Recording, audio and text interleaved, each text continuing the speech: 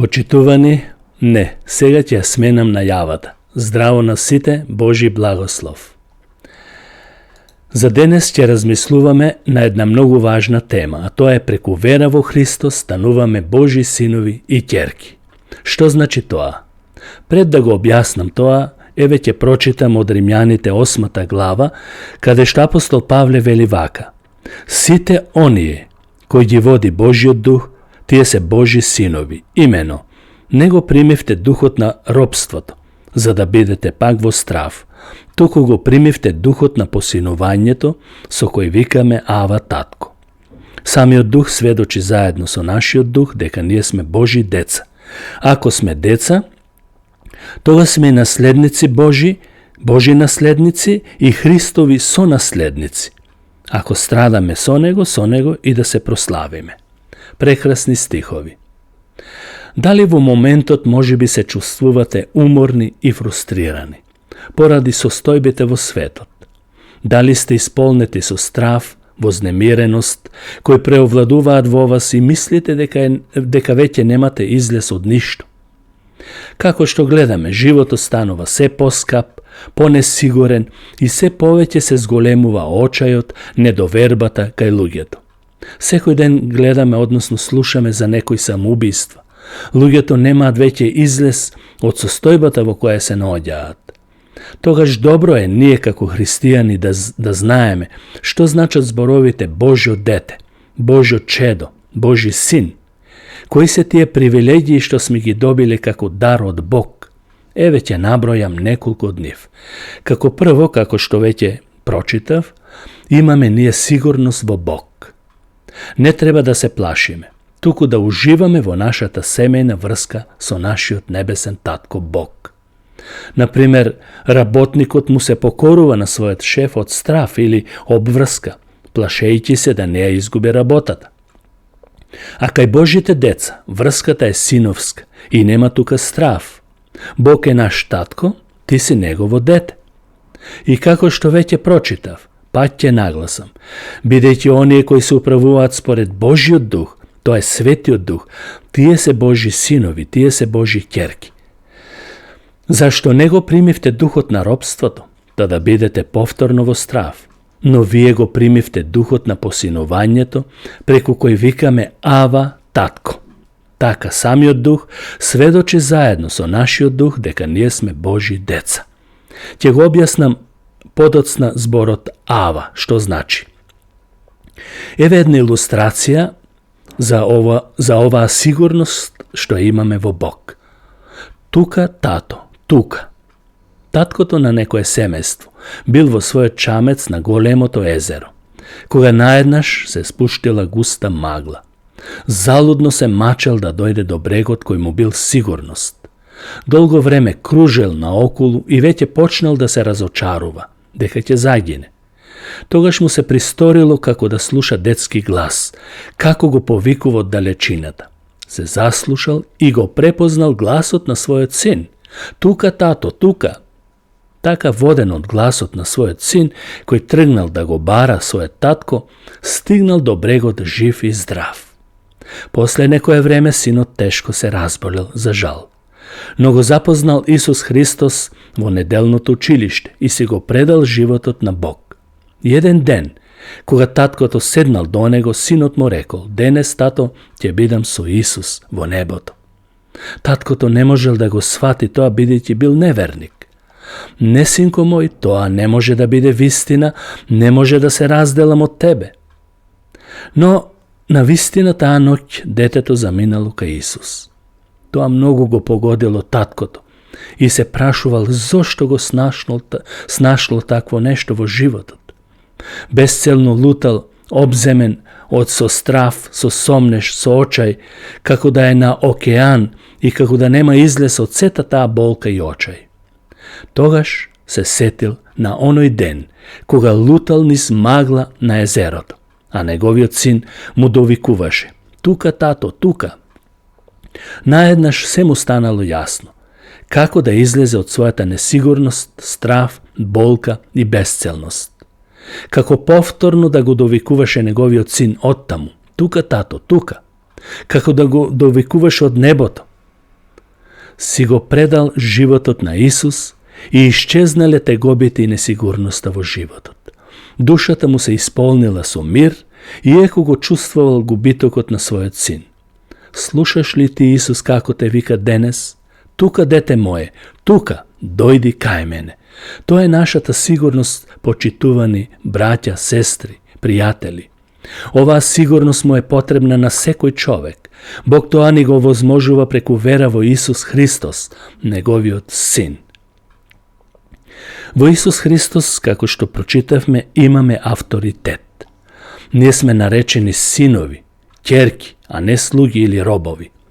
Службениците и робовите немаат власт и авторитет. Тоа е факт. Но, за разлика од нив, Божите деца имаат власт над гревот и над ѓаволот. Тие живеат во овој свет со знаење дека нивниот татко е семоќен Бог. Ова треба да ги исполнува со доверба и со смиреност. Божите деца треба со достоинство да го истакнат името на нивниот татко Бог.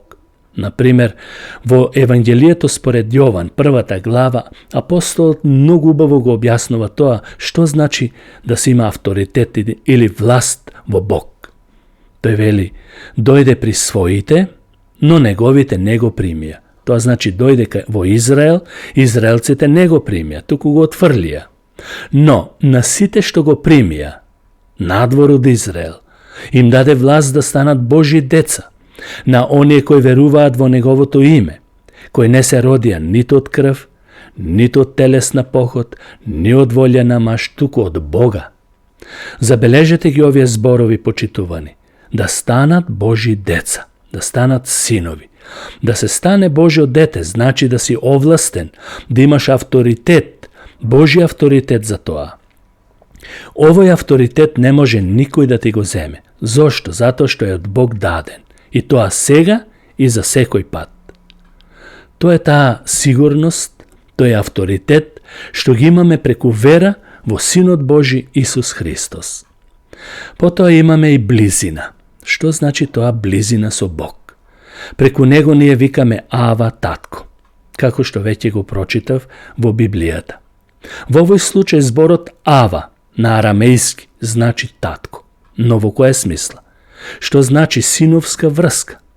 Децата користат различни форми на пренамена кога го повикуваат својот татко. Тие го нарекуваат кога се помали тато, тате, татенце и така натаму, изразувајќи ги своите чувства на љубов, благодарност и блискост со нивниот татко. На истиот тој начин, со истите зборови и христијаните може да се свртат кон Создателот на Вселената, кој што го контролира секој атом во неа, а тоа јасно не предочува дека е огромна привилегија да се биде Божјо дете. Доктор Мартин Лојд Џонс, еден теолог, учител, за овој стих во Римјаните вели вака: Апостолот го користи овој збор Ава за да ја изрази својата силна емоција кон својот татко. Тоа е спонтана радост на дете кое ужива да го види својот татко кој му влева самодоверба, сигурност и надеж. Да, убавината, богатството, власта, љубовта, бракот, уживањето се добри работи, но тие не се најдобри. Во која смисла? Најдобро е да го сакаш Бог и да имаш близина со Него, да ја примиш Неговата љубов, да го славиш и да ти стане близок пријател за цел живот. Од тоа произлегува најдобриот живот кој е возможен на оваа земја, а ни ја овозможува и најголемата радост и задоволство, и сега и во вечноста. Затоа е важно да одвоиме време за Бог и да се одмараме во близина со Него и Неговата љубов, љубов која не создаде. Тоа е причината за нашето постоење и тоа дава смисла на нашиот живот. Псалмистот ќе рече вака: А за мене милина е да бидам во Божјата близина, да имам своје засолниште во Тебе, Боже, Господи Боже. Ќе ги проповедам сите Твои дела.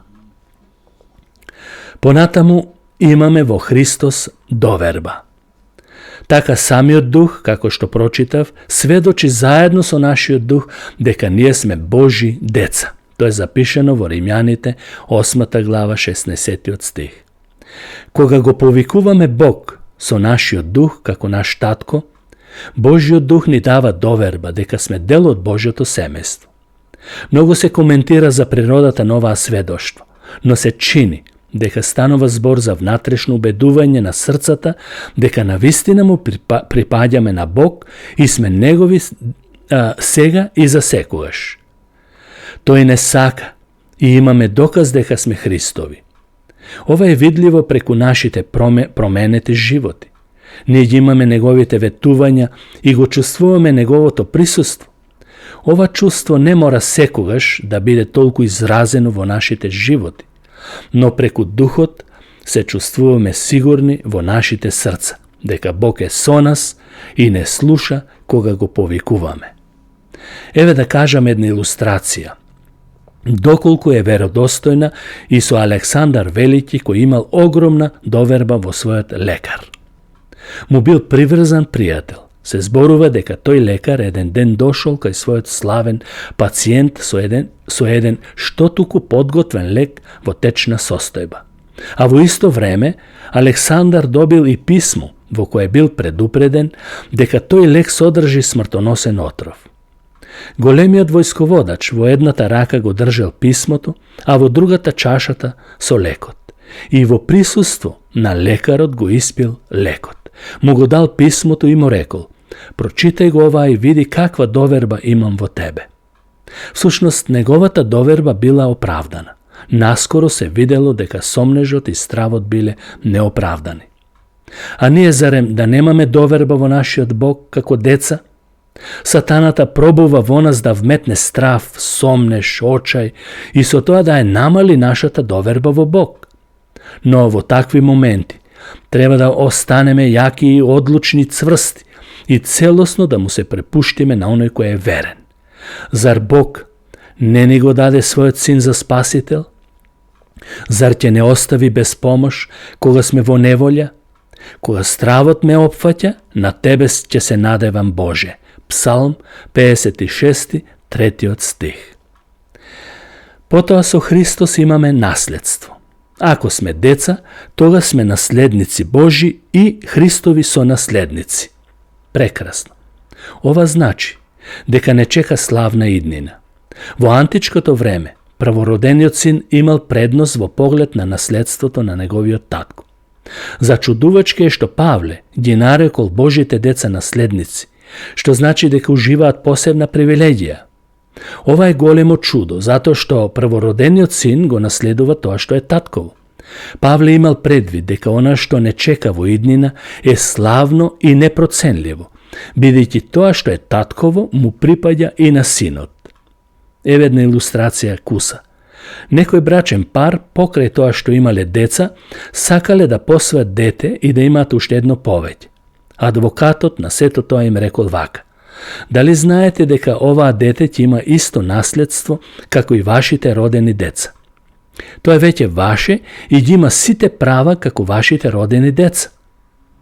Дали знаеме дека со тоа што ние го примивме Христос за наш Бог и Спасител, станавме наследници и сонаследници заедно со Него, со Христос, на небесното царство. Бог е наш татко и нема промена во тапијата за нашето наследство. Сето наше наследство ни доаѓа преку Исус. Ние сме наследници на вечниот живот и на Божјото царство. Прекрасно, зарем не? И на крајот имаме дисциплина. А ако сме деца, ние сме и наследници. Божи наследници и сонаследници со Христос. Така што ако страдаме со Него, да се прославиме заедно со Него. Што значи тоа пак сега? Родителите факт е дека секогаш ги поучуваат и дисциплинираат своите деца. Понекогаш ова вклучува казна придружена со болка, така што децата на тој начин ќе бидат заштитени од повеќе болки во иднина. Писателот на писмото до евреите Павле вели вака: Бог не казнува за наше добро. Бог никогаш не дисциплинира со цел да ја покаже неговата супериорност на неговите созданија. Тој го прави тоа за наше добро и од љубов кон нас, за да не заштити и од пострашни последици во нашите животи, кои што ние не можеме да ги предвидиме. Затоа Павле вели, ако страдаме со него да се прославиме. Тој беше отфрлен и презрен. Исто и неговите деца ќе страдаат, кога ќе се обидат да живеат за правдата, за мирот, за љубовта. Но ваквите страдања произведуваат плод да бидеме слични на Синот. Колку повеќе учествуваме во страдањата со Христос, толку повеќе ќе сме споредени со Него по карактер, однесување и став. Целта е да бидеме слични на Бог, на Христос. Да се биде Божјо дете и навистина голема привилегија. Почитувани, Бог нека ве благослови. Амин.